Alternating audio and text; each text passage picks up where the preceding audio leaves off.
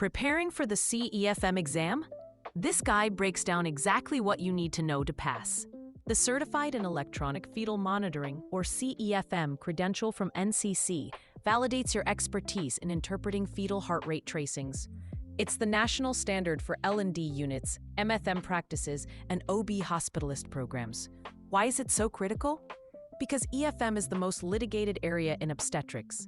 This credential proves you speak the precise, defensible language of fetal assessment, aligning your practice with ACOG, SMFN, and AWHON standards.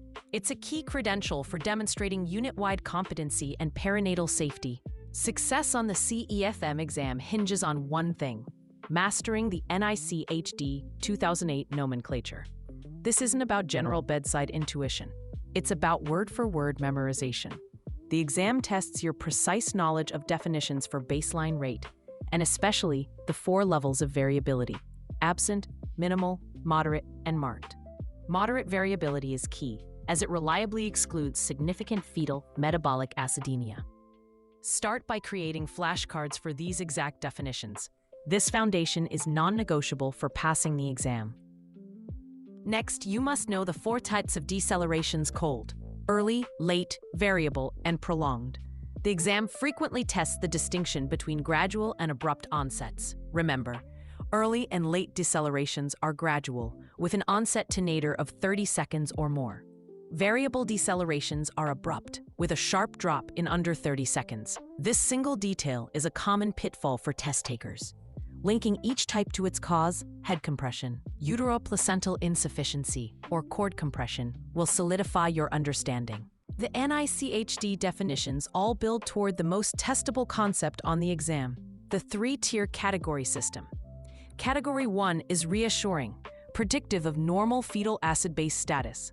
It requires a normal baseline, moderate variability, and no late or variable decelerations. Category 3 is abnormal, signaling potential trouble. It's defined by absent variability with recurrent decelerations or a sinusoidal pattern. Everything else falls into the massive Category 2 bucket, which requires careful evaluation and continued surveillance. When a tracing is Category 2 or 3, you must act. The exam will test your knowledge of the intrauterine resuscitation bundle. These are the interventions aimed at improving fetal oxygenation. Think about matching the intervention to the problem: maternal repositioning for cord compression, an IV fluid bolus for hypotension after an epidural, or discontinuing oxytocin for tachysystole. Note that routine supplemental oxygen is no longer a first-line reflex action unless maternal hypoxia is suspected. Know the specific intervention for the specific cause. Beyond intrauterine tracings, the C-EFM blueprint includes antepartum testing. Be prepared for questions on the non-stress test, or NST, and its reactivity criteria, the contraction stress test, and the components of the biophysical profile, or BPP. A structured 6 to 10 week study plan is highly effective.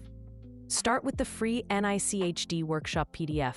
Memorize definitions in week 1, master the category system in week 2, and then move to interventions and antepartum testing. This focused approach makes the exam manageable. Ready to build your study plan and pass the C-EFM exam?